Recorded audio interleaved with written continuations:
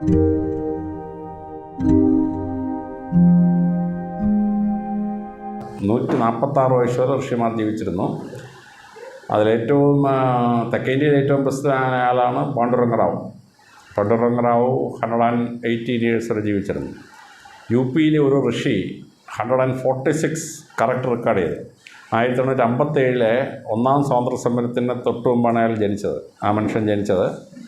ആ മനുഷ്യന് 146 വയസ്സ് കറക്റ്റ് പൂർത്തിയാക്കി. അദ്ദേഹത്തിൻ്റെ ബർത്ത് ബ്രിട്ടീഷുകാർ രജിസ്റ്റർ ചെയ്തിട്ടുണ്ട്. അവിടെ തൊട്ട് ആ മനുഷ്യൻ്റെ കംപ്ലീറ്റ് പ്രോഗ്രസ് വർക്കൗട്ട് ചെയ്തിട്ടുണ്ട്. ഈസ് ഓൾഡസ്റ്റ് അക്കോർഡ് എൻ്റെ അറിവ് 1800 വർഷം ഞാൻ ജീവിച്ചു. 146 വർഷം കറക്റ്റ് ജീവിച്ചിരുന്നു. അപ്പോൾ അതിൽ പാണ്ഡുരംഗറാവുവിനെ ടെസ്റ്റ് ചെയ്യാനായിട്ട് BBC വേൾഡ് സർവീസ് വന്നിട്ട് അദ്ദേഹത്തോട് പറഞ്ഞു, നിങ്ങൾ ഈ അതീന്ദ്രിയ സാധനങ്ങൾ കൊണ്ട് ഇൻവോളണ്ടറി മസിലിനെ കൺട്രോൾ ചെയ്യാൻ നോക്കുമെന്ന് ചോദിച്ചു. പുള്ളിയൊന്നും പറ്റുമെന്ന് പറഞ്ഞു. അവരെന്ത് ചെയ്യുന്നത് ECG മെഷീൻ കണക്ട് ചെയ്തു. പാണ്ഡുരംഗറാവുവിൻ്റെ യോഗാശാസനത്തിൽ 7ാം സ്റ്റെപ്പ് വരെ എത്തിയെന്നാണ് പറയുന്നത്. 8 സ്റ്റെപ്പാണ് യോഗാസനത്തിലുള്ളത്. ആ മോക്ഷത്തിന് തൊട്ട് താഴെ വരെ ഈ പാണ്ഡുരംഗറാവു എത്തി. അപ്പോൾ ECG എല്ലാം ഫിറ്റ് ചെയ്ത് കുറച്ച് കഴിഞ്ഞപ്പോൾ ഇദ്ദേഹം പൾസ് താക്കാൻ തുടങ്ങി. 74, 64, 54, 44, 30, 24 ഡോക്ടർ പറഞ്ഞു, അയ്യോ ദിസ് ഫെലോ വിൽ ഡൈ. പാണ്ഡുരംഗറാവുവിനെ പേടിക്കൊന്നും വേണ്ട, ഞാൻ ചുമ്മാ കൺട്രോൾ ചെയ്ത് കാണിക്കുകയല്ലേ എന്നാണ്, തിരിച്ച് കാണിച്ചു തരാമെന്നാണ്. പാണ്ഡുരംഗറാവുവിൻ്റെ പൾസ് കയറിപ്പോയി 124, 134, 150, 164 ആയപ്പോഴത്തേക്ക് ഡോക്ടർമാർ വീണ്ടും പേടിച്ചു. ഹാർട്ട് അറ്റാക്കായിട്ട് ആളെ എത്തുകത്തില്ല. അപ്പോൾ ECG മെഷീനകത്ത് ആദ്യം TV ഡിഫ്ലക്ഷൻ വന്നുകൊണ്ടിരുന്നു. കുറച്ച് കഴിഞ്ഞ് TV ഡിഫ്ലക്ഷൻ സ്ട്രെയിറ്റ് ലൈനായി. ECG സ്ട്രെയിറ്റ് ലൈനായാലും ആൾ ചത്തു എന്നതിൻ്റെ അർത്ഥം. അയ്യോ അബദ്ധത്തിന് സ്വാമി മരിച്ചാൽ നമ്മൾ കേസിൽ പ്രതിയാവുമല്ലോ. പണ്ടാണ് വിഷമിക്കൊന്നും വേണ്ടേ, നിങ്ങളെ കാണിക്കാൻ വേണ്ടി കാണിച്ചാൽ നിങ്ങൾ നമ്മുടെ BBC വേൾഡ് സർവീസ് എടുത്തിട്ട് പാണ്ഡുരംഗറാവുന്ന് അടിച്ചാൽ ഈ കംപ്ലീറ്റ് എക്സ്പീരിയൻസ് ബ്രോഡ്കാസ്റ്റ് ചെയ്തിട്ടുണ്ടായിരുന്നു, നെറ്റിൽ ബ്രോഡ്കാസ്റ്റ് ചെയ്തിട്ടുണ്ട്.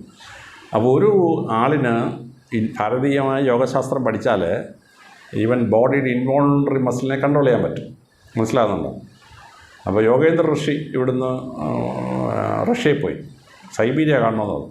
കൊണ്ടുപോയി സൈബീരിയ ചെന്നപ്പോൾ ഇദ്ദേഹം ഒരു ചെറിയ മേൽമുണ്ടും ഉള്ളൂ. അപ്പോൾ റഷ്യക്കാർ -46 ഡിഗ്രി സെൻറ്റിഗ്രേഡാണ്. അവിടെ ജനിച്ച റഷ്യക്കാരൻ 3 സെറ്റ് കമ്പിളി ഉടുപ്പൊക്കെ ഇട്ടിട്ട് ഈ മൂക്കിനകത്തൂടെ ഈ ആവി എഞ്ചിനകത്തൂടെ ആവി വരുന്നവന് വന്നുകൊണ്ടിരിക്കുകയാണ്. നമ്മുടെ സ്റ്റീം കുക്കറുണ്ടല്ലോ അതിനകത്ത് വന്നുകൊണ്ടിരിക്കുകയാണ്. കമ്മ്യൂണിസ്റ്റുകാരായ എഞ്ചിനീയേഴ്സ് പറഞ്ഞു, ഒരു സ്വാമി you will die -46 degrees. Yogendra Swami പറഞ്ഞു, നമ്മുടെ ഇദ്ദേഹം പറഞ്ഞു, ധീരേന്ദ്ര സ്വാമി പറഞ്ഞു, ഡോണ്ട് വറി, ഞാൻ യോഗാസനം കഴിഞ്ഞ് വരുന്നതെന്ന് പറഞ്ഞു. അപ്പോൾ അവർ ചോദിച്ചു, ഹൗ ഇസ് ഇറ്റ് പോസിബിൾ? അതേപോലെ ഞങ്ങൾ യോഗശാസ്ത്ര പ്രകാരം ഞങ്ങളുടെ സ്കിൻ ഇൻസുലേറ്റ് ചെയ്തിരിക്കുകയാണ്. പുറത്തുള്ളവർക്ക് അകത്തോട്ട് കയറില്ല, എൻ്റെ ശരീരത്തിൽ നിന്നോട്ട് തണുപ്പ് പുറത്തോട്ടും പോയില്ല, ചൂട് പുറത്തോട്ടും പോയില്ല എന്ന്. 45 മിനിറ്റ്സ് യോഗേന്ദ്ര സ്വാമിയോട് നിന്ന് ഒരു പുല്ലും സംഭവിച്ചില്ല. -46 ഡിഗ്രി സെൻറ്റിഗ്രേഡിൽ കമ്മ്യൂണിസ്റ്റുകാരായ ശാസ്ത്രജ്ഞന്മാർ അമ്പരന്ന് ഇത് ലോകപ്രസിദ്ധമാക്കിയ സംഭവം. അതാണ് ഭാരതീയ ശാസ്ത്രപ്രകാരം യോഗശാസ്ത്രം. നമ്മൾ ഈ പോലീസ് ട്രെയിനിങ് മേപ്പോട്ടിങ്ങനെ വളഞ്ഞ് കാണിക്കുന്നതല്ല അത് യോഗാസനം മാത്രമേ ഉള്ളൂ. അത് 3ാം സ്റ്റേജാണ്. 6-7 സ്റ്റേജ് എത്തുമ്പോഴത്തേന് നമ്മുടെ സ്വാമിമാർ അച്ചീവ് ചെയ്തിരിക്കുന്ന അച്ചീവ്മെൻ്റ് എന്ന് പറഞ്ഞാൽ ഭയങ്കര അച്ചീവ്മെൻറ്റ്. ഞാൻ നേരത്തെ ഋഷി സാഗറോട് പറയായിരുന്നു, ഞങ്ങൾ IPS ഒരു ടൂറിന് പോയി. അപ്പം ത്രിവേണി സംഗമത്തിൽ ചെന്നപ്പം അവിടുത്തെ സർക്കിൾ ഇൻസ്പെക്ടർ പറഞ്ഞു, സോറ എല്ലാം ഗുഹയ്ക്കകത്തൊരു സന്യാസി ഇരിപ്പുണ്ട്, ഭയങ്കര മനുഷ്യനാണെന്ന് പറഞ്ഞു. ഇങ്ങനെ കേട്ടപ്പോൾ എനിക്ക് റെസിസ്റ്റ് ചെയ്യാൻ നോക്കിയാണ്. അപ്പോൾ ഞാനും പഞ്ചാബിലെ DGP ആയിരുന്ന സുമേഷ് സിംഗ് സൈനി നമ്മുടെ സിംഗിളായും കൂടി അകത്ത് കയറി. അകത്ത് ചെന്നപ്പോൾ ഒരു 90% നേക്കഡായിട്ടൊരു സന്യാസി ഇരിക്കുക അവിടെ. ഞങ്ങൾ ചെന്നപ്പോൾ ഞങ്ങളുടെ 3ൻ്റെ മുഖത്ത് ഇങ്ങനെ തുറച്ച് നോക്കി ആദ്യം. എന്നിട്ട് ഓരോ പേപ്പർ എടുത്ത് എന്തോ കുറിച്ചിട്ട് ഞങ്ങളുടെ ഓരോരുത്തരും കൈ തന്നു, പോക്കറ്റ് വെച്ചേക്കാൻ പറഞ്ഞു. ഞങ്ങളങ്ങോട്ട് സംസാരിക്കുന്നു, എന്തൊരു അറിവൂടോ മനുഷ്യന്, അപോരറിവ്, എൻസൈക്ലോപീഡിയ നമ്പർ 1. അരമണിക്കൂർ കഴിയുമ്പോൾ ഞങ്ങൾ പറഞ്ഞു, സ്വാമി ഞങ്ങൾക്ക് പോകാൻ സമയം, ഞങ്ങൾ പോകാൻ. തിങ്ക് അബൌട്ട് എ സെൻറ്റൻസ്, ഇംഗ്ലീഷിലാണ്. ഞാൻ ചോദിച്ച ലാംഗ്വേജ്, വിച്ച് അവർ ലാംഗ്വേജ് യു വാണ്ട്. അപ്പോൾ ഞാൻ എന്ത് ചെയ്തു, വേദപുസ്തകത്തിന് ഗോഡ് ഈസ് ലവ് എന്ന് ചിന്തിച്ചു. ഈ സുമേഷ് സൈനി സിഖുകാരന് അവൻ ഗുരുഗ്രന്ഥ് സാഹിബ് എന്ന സെൻറ്റൻസ് ചിന്തിച്ചു. ഈ മഹേഷ് കുമാർ സിംഗ്ല ഹിന്ദിക്കാരനല്ലേ, അവൻ നമ്മുടെ കബീറിൻ്റെ ഒരു ദോഹ എന്നൊരു സെൻറ്റൻസ് ആലോചിച്ചാൽ ശരി, പോക്കറ്റിൽ പേപ്പർ നോക്കാം. ഞാൻ പേപ്പർ നോക്കി ഗോഡ് ഈസ് ലവ് എന്ന് എഴുതി വെച്ചിരിക്കുക. ഈ സുമേഷ് സിംഗ് സൈനി തുറന്നപ്പം ഗുരുഗ്രന്ഥ് സാഹിബ് ഇന്ന് പഞ്ചാബി ഭാഷയിൽ അവൻ ചിന്തിച്ച് എഴുതി വെച്ചിരിക്കുന്നു. സിംഗ്ല തുറന്നപ്പം കബീറിൻ്റെ ദോഹ. അരമണിക്കൂറും നമ്മുടെ തലച്ചോറ് എങ്ങനെ ചിന്തിക്കുമെന്നുള്ളത് ഈ മനുഷ്യൻ ആൻറ്റിസിപ്പേറ്റ് ചെയ്തിട്ട് എഴുതി നമ്മുടെ കൈ തന്നിരിക്കുകയാണ്. മനസ്സിലാവുന്നില്ല. നമ്മുടെ ബാണ്ടിയിലൊരു സ്വാമിയുണ്ട്, ഇപ്പോഴും ജീവിച്ചിട്ടുണ്ട് അദ്ദേഹം. ഞാൻ ബാണ്ടിയിൽ DIG കോൺഫറൻസിന് പോയി.